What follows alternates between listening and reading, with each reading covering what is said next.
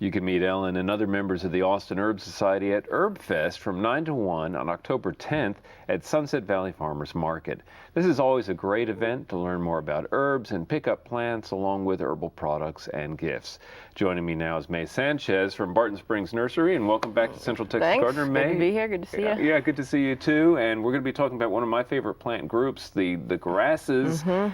And this year, with this terrible drought that we've suffered through and the heat, this is a group of plants that really just kind of shines for us, don't they? Yep, they're they're hardy in the landscape. They're great texturally.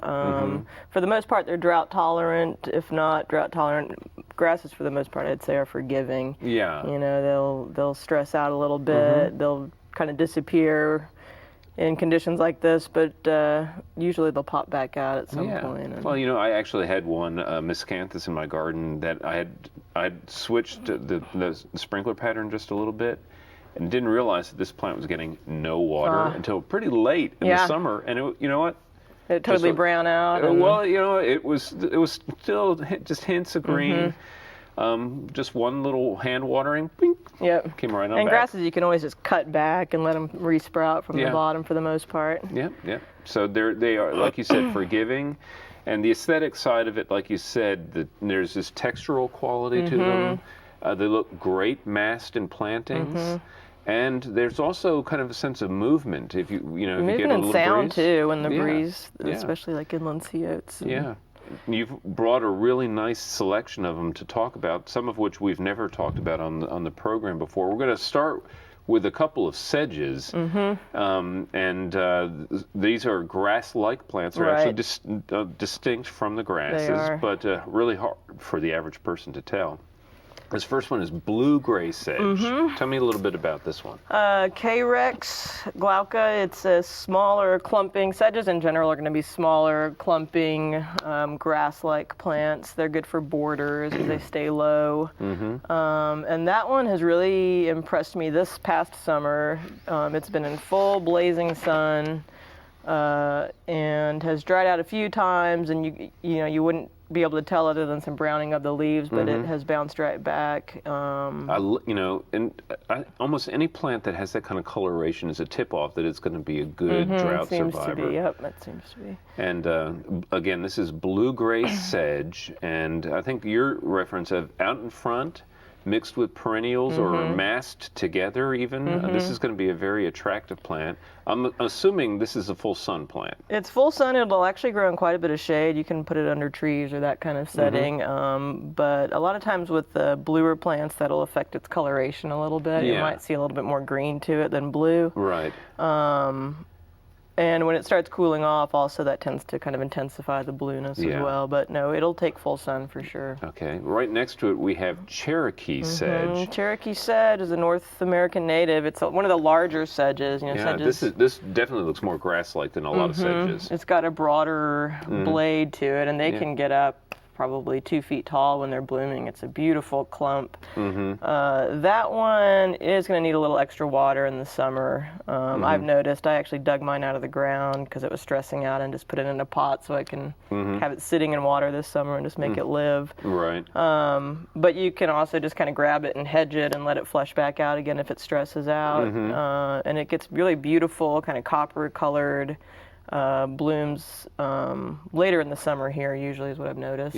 But again, it gets about like that. So maybe not necessarily the best border plant, but great mixed in. Yeah, great mixed in with a lot of different things, and nice deep green color to it. Is and darker green than most. The broader leaf is nice.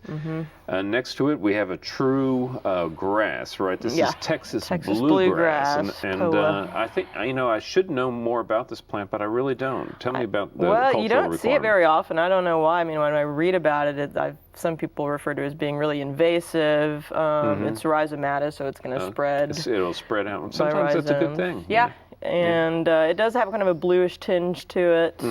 The blooms on those will come in the fall as well, and they're also kind of a bronzy color. Yeah, we are actually coming into the prime season for the grasses with the seed heads, which are so attractive. Usually late summer, early fall, and then they just, even when they're dry, seed heads on grasses are beautiful through the winter. Right. But that one is if you can control it, it's a good one as well. Yeah, so good for mass plantings in areas. And Sure. sometimes, you always have that spot in the garden where you want an invader. Yeah, it can even be kind of ground cover-esque if you just want to like forget about it. Yeah. Yeah, that's a good thing in a lot of cases.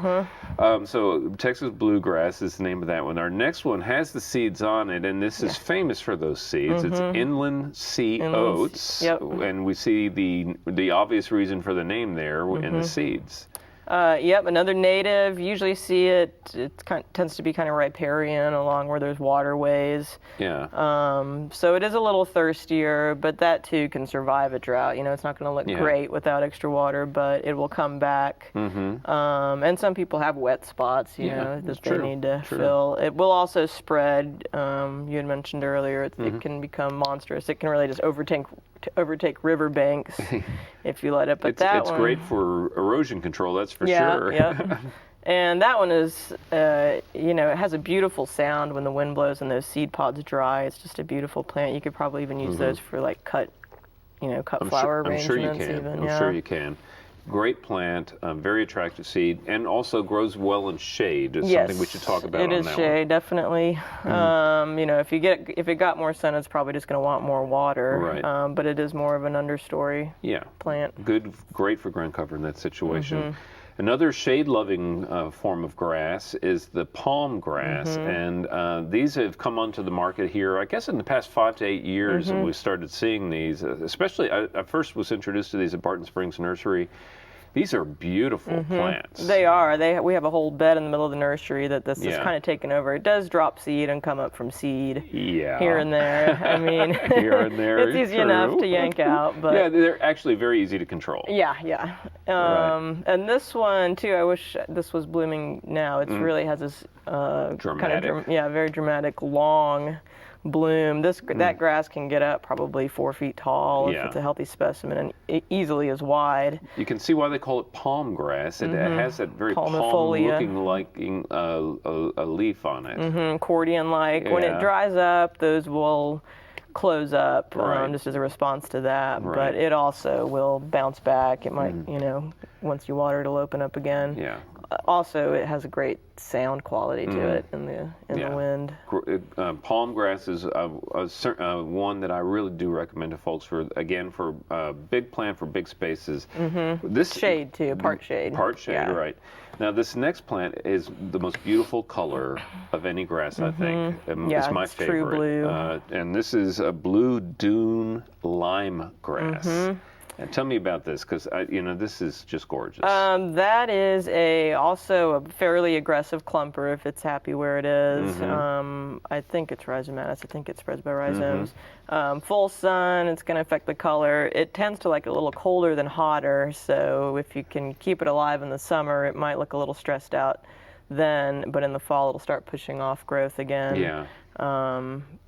So in the fall through winter, it's evergreen. You don't have to worry about that. One thing, while I'm thinking about it, for grasses, all tend to be for the most part deer resistant. Yeah. Which is a big plus. Becoming more important around here. Right. But yeah, it's beautiful. It can get 2 to 3 feet tall. It's kind of tan colored blooms. I've seen some blooming around town even this past weekend. Middle of summer. Blue Dune lime grass, again, is Elymus. the name, and again... like sandy soil, too. It needs good drainage. Really good drainage is key for that. Great. Okay. We have a couple of other grass-like plants here that we want to just briefly mention. These are the nolinas. We have 2 different varieties of these. The first of them is the Lindheimeri. They don't have really I guess this is giant bear grass, baby. Is that what they call it bear grass. I don't know why. I tried to find out where the bear came from, but... They are, they're kind of ubiquitous in the hill country landscape, but they're just gorgeous. You see them on rocky cliff sides. Just draping down the cliffs. Yeah, with they're long just a beautiful foliage. form. I mean, I've seen them growing underneath cedar trees in the middle of nowhere. They'll kind of grow anywhere and have such a nice form to them. And there are a couple of different forms of the nolina. We have the Lindheimeri and the real fine textured Texana. These are all natives and super xeric, really, and very drought tolerant, as tough as nails. If anything, you can overwater. But they're not true grass seeds, right? Grass-like. Well, Mae, we're going to have to wrap it up. We're not going to be able to get to all the plants that you've brought. Well, but as always, it's fun visiting with you. And all these are going to be available at Barton Springs Nursery. They're all there. And true survivors for Central Texas, all these plants in the grass family. So we appreciate you being with us. And coming up next, it's Daphne with Down to Earth.